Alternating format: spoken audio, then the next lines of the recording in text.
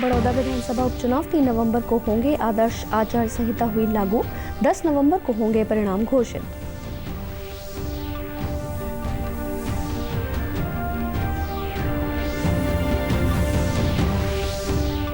प्रधानमंत्री ने उत्तराखंड में नमामि गंगे मिशन के तहत 6 बड़ी परियोजनाओं का किया उद्घाटन। नए कृषि सुधार कानूनों के हो रहे विरोध को लेकर विपक्ष पर साधा निशाना।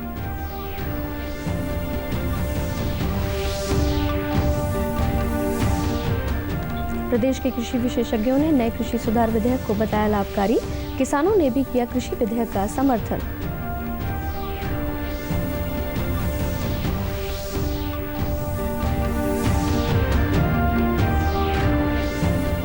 और प्रदेश में धान की खरीद के लिए किए गए व्यापक प्रबंध।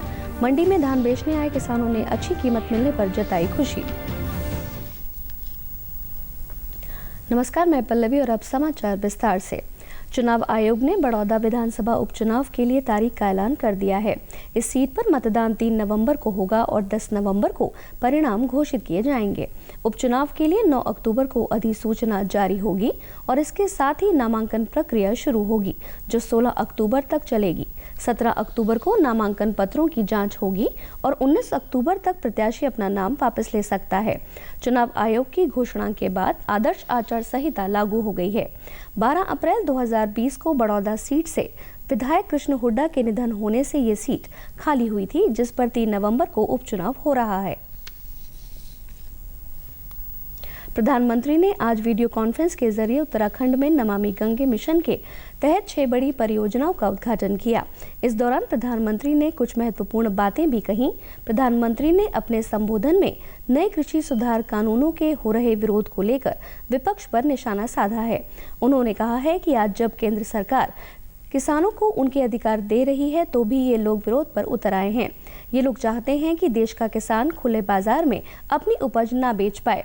प्रधानमंत्री ने कहा कि जिन उपकरणों की किसान पूजा करता है, उन्हें आग लगाकर किसानों को अपमानित कर रहे हैं। केंद्र सरकार किसानों को उनके अधिकार दे रही है, तो भी ये लोग विरोध पर उतर आए हैं। ये लोग चाहते हैं कि देश का किसान खुले बाजार में अपनी उपज नहीं बेच पाए। ये लोग चाहते हैं कि किसान की गाड़ियां जब्त होती रहें, उनसे वसूली होती रहें, उनसे कम कीमत पर अनाज खरीदकर बिचौलिए मुनाफा कमाते रहें। ये किसान की आजादी का विरोध कर रहे हैं। जिन सामानों की, उपकरणों की किसान पूजा करता है, उन्हें आग लगाकर ये लोग अब किसानों को अपमानित कर रहे हैं। केंद्रीय पर्यावरण मंत्री प्रकाश जावड़ेकर ने आज पर्यावरण संबंधी मुद्दों पर मीडिया को संबोधित किया। इस दौरान उन्होंने दिल्ली एनसीआर में ठंड के मौसम में प्रदूषण से उत्पन्न स्थिति पर चिंता जताई।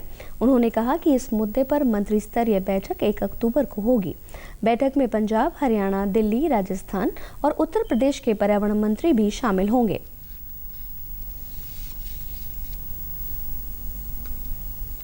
मंत्री स्तर की इस साल की बैठक 1 अक्टूबर को होगी। यह वर्चुअल होगी इस बार। पंजाब, हरियाणा, दिल्ली, राजस्थान, उत्तर प्रदेश के पर्यावरण मंत्री, पर्यावरण सचिव, पोल्यूशन कंट्रोल बोर्ड के अध्यक्ष, संबंधित अन्य अधिकारी और राज्यों के साथ साथ जो कॉरपोरेशन सिटीज है, तो कॉरपोरेशन, डीडीए, एनडीएमसी, ऐसी एजेंसी जो है, उनके भी प्रमुख इस मीटिंग में हाजिर होंगे। देश के किसानों के लिए बनाया गया कानून किस प्रकार से किसानों के लिए लाभकारी होगा और इससे किसानों को किस प्रकार के फायदे होंगे, इसको लेकर जींद में कृषि विशेषज्ञों ने अपने अपने विचार प्रकट किए। गांव पांडु पिंडारा में कृषि विज्ञान केंद्र के प्रभारी एवं मुख्य वैज्ञानिक डॉक्टर बीपी राणा ने बताया कि ये विधेयक किसानों के लिए बहुत ही लाभकारी होगा। इससे वे अपनी फसल को देश के किसी भी हिस्से में बेचने के लिए ले जा सकता है।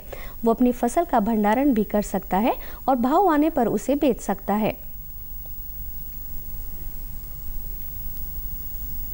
सबसे पहले तो इसमें ये सुविधा है कि भाई किसान अपनी जो उसकी पैदावार है उसको कहीं पर भी बेच सकता है।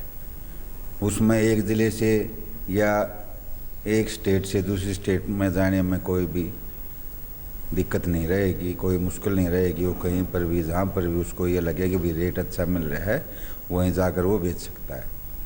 दूसरा इसमें ये प्रावधान है कि भाई आप कोई भी किसान है या जो भी कोई भी अपना प्रोड्यूस को लेकर स्टोर भी कर सकता है अपना। जब उसको लगे कि भाई अब मेरे को अच्छा भाव है, जैसे एकदम किसी का अपना फसल रखने के लिए जगह है तो वो रख ले, जब अच्छा भाव मिले तो उस टाइम वो अपनी जो प्रोड्यूस है अपनी पैदावार है उसको बेच कर लाभ कमा सकता है। कृषि विशेषज्ञ डॉक्टर R.D. पवार ने बताया कि केंद्र सरकार ने ये विधेयक बहुत ही सोच विचार कर बनाया है। उन्होंने कहा कि प्रधानमंत्री का वर्ष 2022 तक किसानों की आमदनी दुगनी करने का लक्ष्य है और ये विधेयक हर दृष्टि से किसान के हित में है कि वो अपना स्टोर भी कर सकता है। जैसे कि पहले स्टोर के लिए कि वो उसको बेचना पड़ता था, वो स्टोर करके जब माल का भाव मिल जाएगा उसको तो वो बेच सकता है, उसको निकाल सकता है, तो वो स्टोर के लिए फ्री है। फतेहाबाद के किसानों ने कृषि सुधार विधेयक पारित होने पर प्रसन्नता व्यक्त की है। उन्होंने कहा कि इससे किसानों की आर्थिक दशा सुधरेगी और उनकी आय में बढ़ोतरी होगी। ये बिल पास होने से बिचौलियों की भूमिका समाप्त हो गई है और वे अपनी फसल को कहीं भी बेचने के लिए स्वतंत्र हैं। बुआई के समय किसान की फसल के रेट निर्धारित करना सरकार का सराहनीय कदम है। हम सर यही कहना चाहते हैं कि जो सरकार ने MSP रेट बढ़ाए हैं उसके लिए हम अपनी फसल कहीं भी जाके बेच सकते हैं कि हमको उससे सरकार के लिए बहुत ज़्यादा हमको फ़ायदा हुआ है। यही कहना चाहते हैं, उसके लिए मोदी सरकार का बहुत बहुत धन्यवाद करते हैं। किसानों से वादा किया था कि आपके दुगने रेट, फसलों के दुगने रेट मिलेंगे। उसी के तहत उन्होंने जो संसद में अध्यादेश ला करके कानून पारित कर दिया है और आज जो हम पहले एक ही मंडी में अपनी जिन्स को बेच सकते थे, अपनी फसल को बेच सकते थे, उससे हमें घाटा होता था। एक मंडी में फसल का रेट कम होता था, हम दूसरी मंडी में अपने सामान को नहीं बेच सकते थे। उस अध्यादेश के तहत आज हमें केंद्र सरकार ने ये प्रावधान दिया है कि हम देश के किसी भी कोने में जाकर के अपने फसल के अच्छे भाव ले सकते हैं। फरीदाबाद के वल्लभगढ़ की अनाज मंडी में धान और कपास की खरीद के लिए मार्केट कमेटी ने उचित प्रबंध किए हैं। कोविड-19 के चलते आड़तियों को सोशल डिस्टेंसिंग, सैनिटाइजर और मास्क की व्यवस्था रखने को कहा गया है। मंडी में फसल उतारने के बाद किसानों की ट्रैक्टर ट्रॉलियों को मंडी के बाहर खड़ा करवाया जा रहा है ताकि भीड़ एकत्रित न हो। कोविड-19 चल रहा है, उसके लिए सोशल डिस्टेंसिंग भी मेंटेन करनी जरूरी है। तो उसके लिए हमने सारे आड़तियों को दिशा निर्देश दे दिए कि वो अपनी आड़त पे कोविड-19 से बचाव के लिए मास्क वगैरह सैनिटाइजर उपलब्ध करवाएं। जो भी किसान आता है थोड़ा उनको दूर दूर बैठाएं और किसानों को भी बोला है कि अपनी फसल को उतार कर और अपने ट्रैक्टर ट्रॉली बाहर खड़ा करें जिससे कि भीड़ ना हो, कोई भी अव्यवस्था ना फैले मंडी में। मंडी में धान लेकर आए किसानों ने बताया कि उनका धान न्यूनतम समर्थन मूल्य से भी अधिक कीमत पर खरीदा जा रहा है, जिसके लिए वे सरकार का धन्यवाद करते हैं। बढ़िया रेट मिल रहे हैं। धान लेके आए हैं आज हम, तो उसका रेट बढ़िया मिल रहा है। अभी बोली लगेगी वैसे थोड़ी देर में, तो उसके बाद पता पड़ेगी। बाकी रेट सही है, वैसे सुविधाएं मिल रही हैं, सारा न्यूनतम प्राइस मिल रहा है और उससे ऊंचा ही मिल रहा है। सरकार का धन्यवाद करते हैं और रेटों पे थोड़ा ध्यान रखे सरकार, तो आगे भी सही चलता रहेगा रेट। अगर ढीला इन्होंने छोड़ दिया तो मंदा आ जाएगा। ये MSP पे से फालतू दामों में जा रहा है, सरकार से हमें कोई दिक्कत नहीं है। कोई दिक्कत की बात नहीं है, सही रेट मिल रहे हैं, बोली पे माल बिक रहा है और कोई हमें प्रॉब्लम नहीं आ रही। पर 1980-85 1980-85 तक बिक रहा है माल, सही जा रहा है। हाँ, सही जा रहा है। प्रदेश भर के अनाज मंडियों में 1 अक्टूबर से बाजरा की खरीद शुरू की जाएगी और इसे लेकर किसान काफी उत्साहित हैं। रेवाड़ी के किसानों का कहना है कि खरीद शुरू होने से पहले ही सरकार द्वारा बाजरे का न्यूनतम समर्थन मूल्य बढ़ा दिया गया, जिससे किसानों को काफी लाभ मिलेगा। प्रशासन द्वारा खरीद के पहले से ही तैयारियां की जा रही हैं। केंद्र सरकार द्वारा किसानों के हितों को ध्यान में रखते हुए बनाए गए कृषि विधेयकों के बाद किसानों को अपनी फसल कहीं भी बेचने की छूट मिल गई है। जो सरकारी किसान इससे अच्छा उचित रेट मिलेगा। और जो सरकार की ये पहल है बहुत अच्छी पहल है और इससे किसानों को बहुत ज़्यादा लाभ मिलेगा। पहले सिर्फ सूखी गेहूँ की खरीद करी थी, इससे किसानों को बहुत अच्छा परिणाम मिला और आगे भी परिणाम मिलेंगे। और ये अच्छी बहुत सरकार की बहुत अच्छी सोच है। जो सरकार 1 तारीख से बाजरा खरीदने जा रही है उस कानून से हम खुश हैं। और जो इसका हमने पहले भी देखा था कि कोरोना होते हुए भी सरसों और गेहूं में हमें बिल्कुल भी कोई तकलीफ नहीं है। टाइम पे पैसा मिल रहा है, खाद बीज सब टाइम पे मिल रहा है और सही मिल रहा है। हमारे जो सिरसू बाजरे के जो दाम है ये भी सही रेट पर मिल रहे हैं। और जो सरकार काम करने की जा रही है वो बहुत ही बढ़िया काम कर रही है और ये किसानों के हित में ये बिल है। प्रदेश से जुड़ी खबरों को विस्तार से जानने के लिए आप हमारे साथ फेसबुक, ट्विटर और यूट्यूब के माध्यम से भी जुड़ सकते हैं। हमसे जुड़ने के लिए आप हमारे सोशल मीडिया हैंडल को फॉलो कर सकते हैं। प्रदेश में मनरेगा योजना कोरोना महामारी के दौरान गरीब मजदूरों के लिए वरदान साबित हो रही है। कैथल जिले के कस्बा सीवन में मनरेगा मजदूर तालाब की खुदाई का कार्य कर अपने परिवार का पालन पोषण कर रहे हैं। उन्होंने कहा कि वे प्रधानमंत्री का आभार व्यक्त करते हैं कि कोरोना महामारी के दौरान भी उन्हें मनरेगा योजना के तहत काम मुहैया करवाया गया है। 15-16 दिन लिए माना काम मिल रहा। मोदी सरकार ने हमारा रोजगार दे रखा है जी, हम कर रहे हैं काम। और इस लॉकडाउन में हमारा कोई हाल नहीं था, बच्चे भूखे रहते थे। मोदी सरकार ने हमारे से मजदूरी दी, हम कर रहे हैं जी। सोना काम चल रहा है जी, अपना बच्चा ना चौका पानी दे रहे हैं, गरीब आदमी है जी। लॉकडाउन के समय में जब कोई काम नहीं था तो मजदूरों को ज़्यादा से ज़्यादा काम देकर बहुत अच्छा काम किया है। और हम अब भी काम पे लगे हुए हैं और हमें आगे उम्मीद है कि हमें ऐसे ही काम मोदी सरकार देती रहेगी। और लॉकडाउन में हमारे बच्चे भी भूखे मरते थे, हम भी खुद भूखे मरते थे। पंचायत ने या मोदी जी ने हमें काम दिया, हम बहुत बहुत उसका धन्यवाद है। और वो शुक्र गुजारते हैं, अपने बच्चों को टाइम पर खाना मिल रहा है।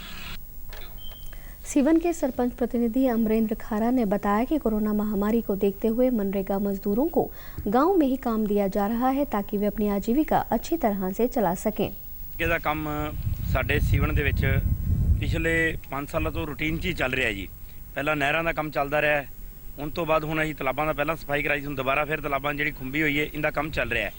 ਅਸੀਂ ਤਤਪਰ ਹਾਂ ਕਿ ਜਿੰਨੇ ਮੇਰੇ ਪਿੰਡ ਦੇ ਵਿੱਚ ਸਟੋਲ ਬਣੇ ਹੋਏ ਨੇ ਕਿ ਸਾਰਿਆਂ ਨੂੰ ਸਾਲ ਦੇ ਹਿਸਾਬ ਨਾਲ ਜਿਹੜੀ ਪ੍ਰਧਾਨ ਮੰਤਰੀ ਯੋਜਨਾ ਦੇ ਹਿਸਾਬ ਨਾਲ ਸਾਲ ਦੇ ਹਿਸਾਬ ਨਾਲ ਉਹਨਾਂ ਨੂੰ 125 ਦਿਨ ਦਾ ਕੰਮ ਮਿਲਣਾ ਚਾਹੀਦਾ ਹੈ। ਤੇ ਅਸੀਂ ਉਹਦੇ ਵਾਸਤੇ ਦਿਨ ਰਾਤ ਮਿਹਨਤ ਕਰਨ ਰਹੇ ਹਾਂ। ਜਿੰਨਾ ਵੀ ਹੋ ਸਕਦਾ ਪਾਸ ਕਰਵਾ ਕੇ ਲੈ ਕੇ ਆਈਦਾ ਹੈ ਕਿ ਮੇਰੇ ਪਿੰਡ ਦੀ ਲੇਬਰ ਗਰੀਬ ਜਨਤਾ ਹੈ ਜਿਹੜੀ ਕਿਧਰੇ ਹੋਰ ਕੋਈ ਕੰਮ ਨਹੀਂ ਕਰ ਸਕਦੇ, ਉਹ ਮਨਰੇਗਾ ਦੇ ਅੰਦਰ ਕੰਮ ਕਰਕੇ ਇਸ ਲੋਕਡਾਊਨ ਦੇ ਵਿੱਚ ਆਪਣੇ ਬੱਚਿਆਂ ਦਾ और अपना ढिड पाल सकें। आज विश्व हृदय दिवस है। इसके आयोजन का उद्देश्य हृदय रोगों और संबंधित समस्याओं के प्रति लोगों को जागरूक बनाना है। विश्व हृदय परिसंघ ने वर्ष 2000 में इस दिवस की शुरुआत की थी। तब से हृदय रोगों की रोकथाम के प्रयास और जीवन शैली में बदलाव के आह्वान के साथ 29 सितंबर को विश्व हृदय दिवस मनाया जा रहा है। विश्व हृदय दिवस पर यमुनानगर में डॉक्टर्स यानी कोरोना वॉरियर्स ने साइकिल रैली निकाली। शिक्षा मंत्री कंवरपाल गुर्जर ने रैली को हरी झंडी दिखाकर रवाना किया। इस अवसर पर शिक्षा मंत्री ने कहा कि आज पूरा विश्व कोरोना महामारी से जूझ रहा है और ऐसे में इम्यूनिटी बढ़ाने के लिए व्यायाम बहुत ही जरूरी है। उन्होंने कहा कि प्रधानमंत्री की फिट इंडिया मुहिम को आगे बढ़ाने के लिए ऐसे कार्यक्रम आवश्यक हैं ताकि हर कोई स्वस्थ रह सके।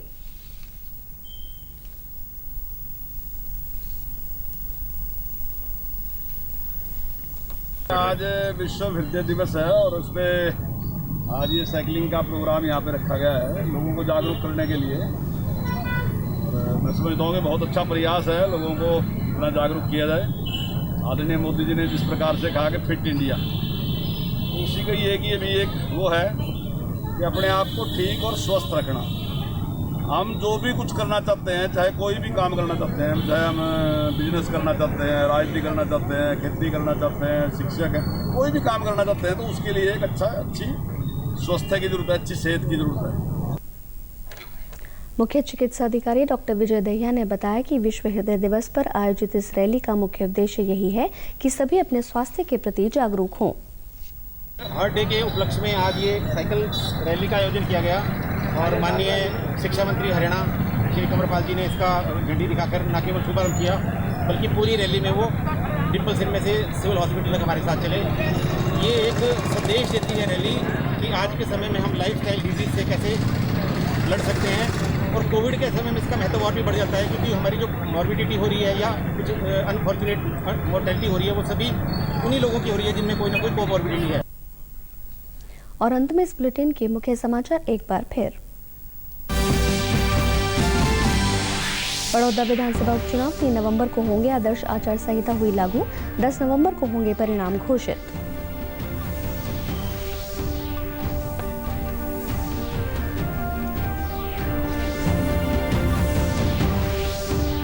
प्रधानमंत्री ने उत्तराखंड में नमामि गंगे मिशन के तहत 6 बड़ी परियोजनाओं का किया उद्घाटन, नए कृषि सुधार कानूनों के हो रहे विरोध को लेकर विपक्ष पर साधा निशाना।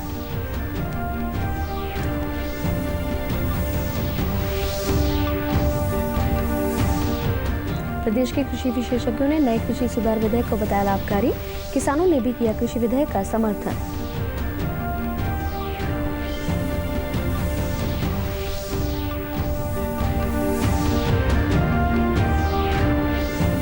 और प्रदेश में धान की खरीद के लिए किए गए व्यापक प्रबंध, मंडी में धान बेचने आए किसानों ने अच्छी कीमत मिलने पर जताई खुशी।